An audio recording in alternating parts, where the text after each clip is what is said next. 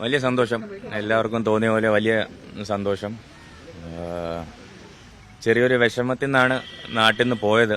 നാട്ടിലെ ട്രിവാൻഡ്രത്തെ കളി വിചാരിച്ച പോലെ നന്നായിട്ട് ചെയ്യാൻ പറ്റാത്തൊരു വിഷമത്തിൽ ആണ് ഇവിടെ നിന്ന് പോയത്.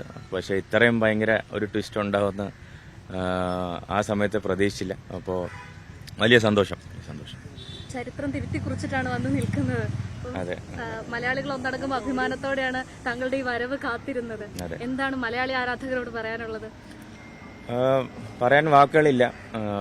ഇപ്പം മാത്രമല്ല, എന്നെ ടീമിൽ എടുക്കാത്തപ്പോഴും ടീമിൽ ഉള്ളാവുമ്പോഴും പെർഫോം ചെയ്യാത്തപ്പോഴും നമ്മുടെ കുറേ സെറ്റ് ബാക്സിലാണല്ലോ നമ്മുടെ നാട്ടുകാർ എപ്പോഴും കുറച്ച് കൂടുതൽ കൂടെ നിന്നിട്ടുള്ളത്. അപ്പോൾ അവർക്ക് എപ്പോഴും ആ ഒരു സമയത്ത് നമ്മളെ സപ്പോർട്ട് ചെയ്യുന്ന ആൾക്കാർക്ക് തിരിച്ചൊരു സന്തോഷം കൊടുക്കണം എന്നുള്ള റെസ്പോൺസിബിലിറ്റി എൻ്റെ മനസ്സിൽ എപ്പോഴും ഉണ്ടായിരുന്നു. അപ്പോൾ ഈ ഒരു പെർഫോമൻസ് നാട്ടിലുള്ള എല്ലാവർക്കും ഡെഡിക്കേറ്റ് ചെയ്യുന്നു. വേറെ ഭയങ്കര മനസ്സ് നിറഞ്ഞിരിക്കുന്ന ഒരു സമയമാണ്. കാരണം ക്രിക്കറ്റ് ഉറപ്പായിട്ട് നല്ല പെർഫോമൻസ് ചെയ്യാൻ പറ്റും. ചിലപ്പോൾ കളി ജയിക്കും, ചിലപ്പോൾ കളി തോക്കും. പക്ഷെ ഇത്രയും ആൾക്കാരുടെ ഇത്രയും ജെന്യുവൻ സപ്പോർട്ടും ഇത്രയും പ്രാർത്ഥനകൾ കാണുന്ന കുറേ വീഡിയോസും കുറേ മെസ്സേജസും കുറേ റീൽസും വീട്ടിൽ വൈഫ് കാണിച്ചു തരുന്നുണ്ട്. അപ്പോൾ അത് കാണുമ്പോൾ എനിക്ക് ഭയങ്കര എന്താ പറയുക, കണ്ണൊക്കെ നിറഞ്ഞു പോകുന്നുണ്ട്. അപ്പോൾ അത്രയും സ്നേഹം എനിക്ക് അറിയിക്കുന്നുണ്ടോ എന്ന് പോലും എനിക്ക് അറിഞ്ഞുകൂടാ. പക്ഷെ അതിന് എന്നെ ഇത്രയും സ്നേഹിക്കുന്ന എല്ലാവർക്കും ഒന്ന് മനസ്സിൽ എനിക്ക് വേണ്ടി പ്രാർത്ഥിച്ച എല്ലാവർക്കും ഞാൻ നന്ദി പറയുന്നു ഈ സമയത്ത്. സച്ചിന്റെ ഉപദേശം കിട്ടിയെന്ന് പറഞ്ഞു. സച്ചിനെ പോലൊരാള് സംസാരിക്കാൻ കഴിഞ്ഞത് വലിയ ഭാഗ്യമായിട്ട്. അതെ അതെ അതെ. ആ ഒരു പ്രേരണ എത്രത്തോളം ഗുണം ചെയ്തു? അയ്യോ, അത് പറയാൻ പറ്റാത്തൊരു ഫീലിംഗ് ആയിരുന്നു. അപ്പോൾ ഞങ്ങൾ ടച്ചിൽ ഉണ്ടാവാറുണ്ടായിരുന്നു. കുറച്ച് വർഷങ്ങളായിട്ട് മെസ്സേജസ് അയക്കുന്നുണ്ടായിരുന്നു. IPL കാണുമ്പോഴൊക്കെ സംസാരിക്കാറുണ്ടായിരുന്നു.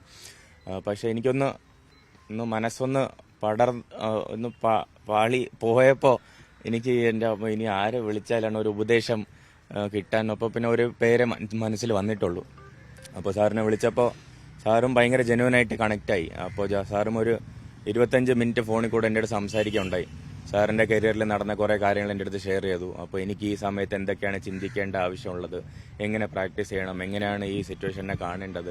അപ്പോൾ ഭയങ്കര ജെന്യുവനായിട്ട് എനിക്കത് ഹെൽപ്പ് ചെയ്തു. അപ്പോൾ ന്യൂസിലൻഡ് സീരീസിലും ഫോം ഔട്ട് ആയപ്പോൾ അത് കഴിഞ്ഞ് വിളിച്ചപ്പോഴും കുറേ ഉപദേശങ്ങളുണ്ടായിരുന്നു. വേൾഡ് കപ്പ് ഫൈനലിൻ്റെ തലേ ദിവസം വരെ സാറ് ഇങ്ങോട്ട് വിളിച്ച് ചോദിക്കുകയുണ്ടായി, എല്ലാം റെഡിയല്ലേ, ഹൗ ആർ യു ഫീലിംഗ് എന്നൊക്കെ പറഞ്ഞ് ചോദിച്ചു.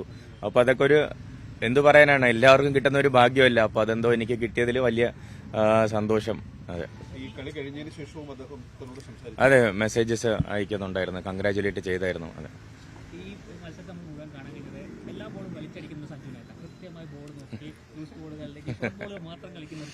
അതെ വലിച്ചടിച്ചടിച്ച് ഔട്ടായിക്കൊണ്ടിരുന്നത്. അപ്പം ഇനി വേറെ വഴിയില്ലാത്തതുകൊണ്ടാണ് കുറേ കളി വലിച്ചടിച്ച് നോക്കി.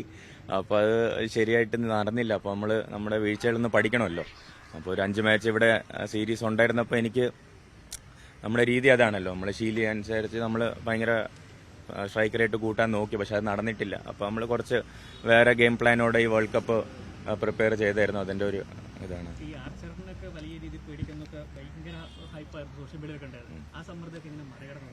ഇപ്പോൾ നിങ്ങൾ ഉണ്ടാക്കുന്നില്ലേ, ഞാൻ അതൊന്നും ആലോചിക്കാനും നോക്കാനും പോയിട്ടില്ല.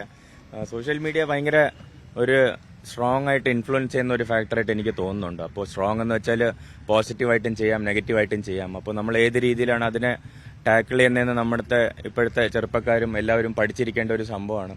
എനിക്ക് ഉറപ്പായിട്ട് ഇഷ്ടമുള്ള ഒരു കാര്യമാണ്. ഞാൻ നേരത്തെ പറഞ്ഞ പോലെ സോഷ്യൽ മീഡിയ കാണുന്നുണ്ടാണ് എനിക്ക് മനസ്സിലായത് എത്രയാണ് നാട്ടുകാർ എന്നെ സ്നേഹിക്കുന്നതെന്ന്. പക്ഷെ അതേപോലെ അതിന്റെ ഓപ്പോസിറ്റ് ഉണ്ടാവുമ്പോൾ അതൊക്കെ സഹിക്കാനുള്ളൊരു മനസ്സുണ്ടെങ്കിൽ മാത്രം സോഷ്യൽ മീഡിയ ഓപ്പൺ ആക്കി വെക്കുക.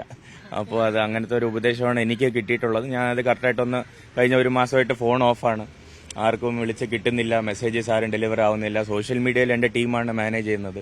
അപ്പോൾ അതൊക്കെ കുറച്ച് കൺട്രോൾ ചെയ്തപ്പോൾ ഔട്ട്സൈഡ് നോയ്സ് കുറച്ച് കട്ട് ചെയ്യാൻ പറ്റി. കാരണം വേൾഡ് കപ്പ് പോലത്തെ ഇത്രയും വലിയ ഒരു സംഭവം നാട്ടിൽ നടക്കുമ്പോൾ ഭയങ്കര ഒരു ഔട്ട്സൈഡ് നോയ്സ് ഉണ്ടാവേണ്ട സമയമുണ്ട്. അപ്പോൾ അതൊക്കെ ഒന്ന് കട്ട് ചെയ്ത് ക്രിക്കറ്റിൽ ഫോക്കസ് ചെയ്തു.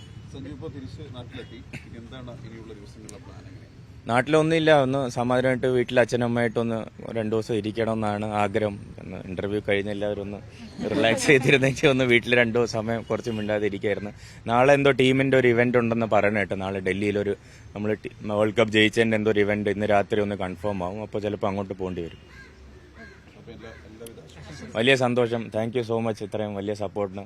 ഇതിനെയും കാട്ടിയും എന്ത് ആവശ്യപ്പെടാനും വലിയ സന്തോഷം. താങ്ക് യു എല്ലാവർക്കും വലിയ താങ്ക് യു.